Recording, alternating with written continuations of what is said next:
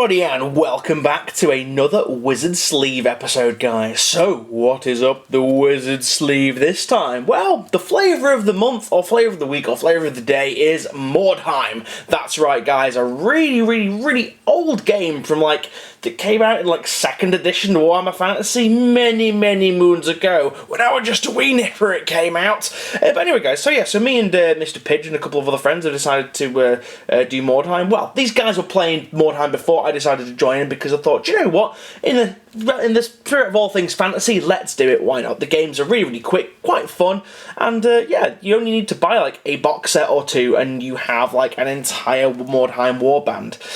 So what Mordheim warband did I choose? Well, I chose Beastmen! That's right, guys.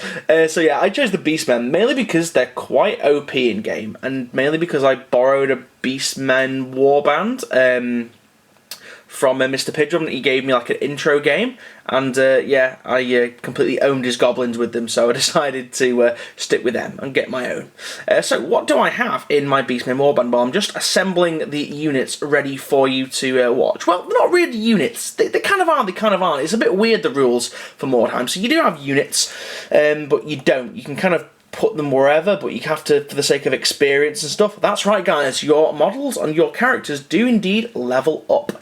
So guys, what have I done? Well, I bought myself a standard box of Gores. You can either have Gores, Ungores, Bestigores, Centigores, whatever. I chose Gores because they're the ones that level up and they're probably the most beardiest ones. So what I'm going to do, guys, I'm just going to zoom in on these. In fact, I'm going to bring them forward a touch, so to increase maximum zoomage. So, my Beastmen warband, my 4 characters are as follows. I have, oh no, I need to free up my tripod, there we go. I have my Beastman Chieftain here, with his fantastic warpstone blade that is covered in static grass. If you can't tell, I've just based these guys, hurrah! But yeah, so this was just converted from the champion or whatever it is from the regular Gore set. Nothing really spectacular. I've used an old regular goblin blade because it looked like a bit more jagged, a bit more vicious on the axe handle that you get with the Beastmen, and because I really like the idea that it's a really long handle. I can't remember what name of the weapon is, but it's kind of gives you a lot of leverage, but it looked cool nonetheless. We've got a little conversion here with a, this was an axe, and then it's got a spiky mace end from the Skaven Plague Monk set, and then this is actually hacked out, or this shoulder pad is hacked out of the Warhammer Fantasy Giant shoulder pad, so it's a bigger shoulder pad made into a smaller shoulder pad. So there is that. Moving across, we have my Beastman Shaman, who currently in game has a spell which has a 3-inch bubble of death, which is pretty good. And again, I used a little lump of warpstone on there. Nothing much really converted out of this, just some different heads and bones places. I kind of wanted him to have a totem. For all intents and purposes, all these Beastmen have clubs, because clubs are the best because you can knock people down and then proceed to dish out a sweet dose of murder to them when you've knocked them down. So there's that. So he's pretty cool. Moving on, we have 2 Bestigores. Now, Bestigores in Warhammer Fantasy are supposed to be quite heavily armoured.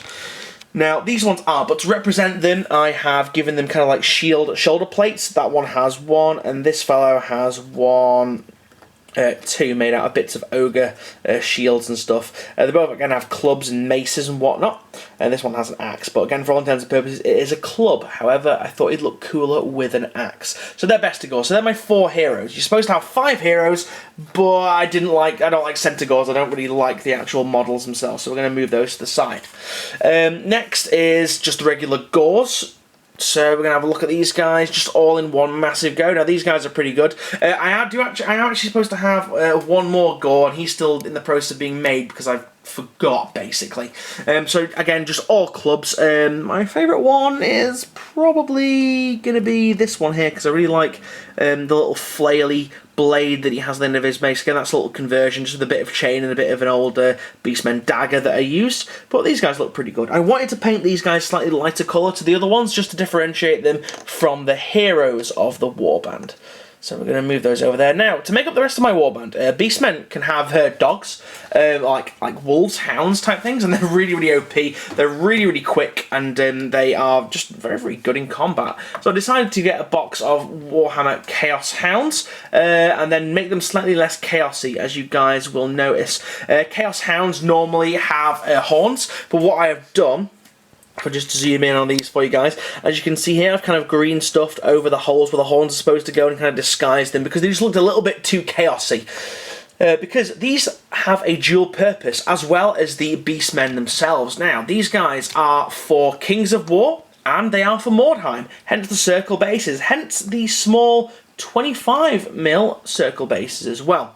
Basically, what I intend to do is use these for Mordheim and use them as Hunters of the Wild, or Wild Hunters, however you want to call them, for Kings of War. So basically what I'm going to do is I'm going to get a laser cut MDF base with the holes for 25mm bases, so I can pop these in, maybe magnetise them if I want to, and yeah, so I can get them dual use out of them, which I think is great. I'm also going to combine them with maybe some Dryads and maybe some more wolves or something. I'm not entirely sure. But anyway, guys, as for the games and stuff, I probably will do some Mordheim battle reports, just because I think it might be quite interesting to see how different fantasy games are played and stuff like that. But anyway, guys, do you guys play Mordheim? You know, what do you guys do? Leave a comment in the doobly-doo down below. Let me know what your warband is if you ever played. Well, let me know what warband you'd like to do if you do want to play. There's loads to choose from. You've got things like Undead, you've got Tomb Kings, you've got Skaven, you've got Empire, Bretonnia, all kind of stuff, apart from ogres, really. You don't have very many in fact, there isn't an ogre warband at all. But anyway, guys, I'm getting ahead of myself. So, thank you very much for watching. One of the actually, I'm not going to end it there yet. I've decided to carry on. As you might notice, guys, these are painted to a fairly reasonable standard. One of the things that I'll tell you about Beastmen in regards to painting them, they look like utter dog shit until you put a wash on them. Because they're kind of fleshy coloured and the fur is fleshy coloured and everything is very much a shade of brown, everything looks like utter dog shit until you put a wash, because it needs to shade it and the wash helps shade that and things like that. The what was that? What was that noise? I do not know. The dog's pretty easy, just brown with more brown over them. It's very brown, got a very brown, shitty feel to this this Mordheim warband. But I just thought I'd add a little tidbit about the gauze and the gauze, how they are for painting. But anyway, guys, thank you very much for watching. Don't forget to leave a comment in the doobly-doo down below, and I will see you guys on the next Wizard Sleeve. Ooh! Thank you very much for watching, guys. See you now, and goodbye.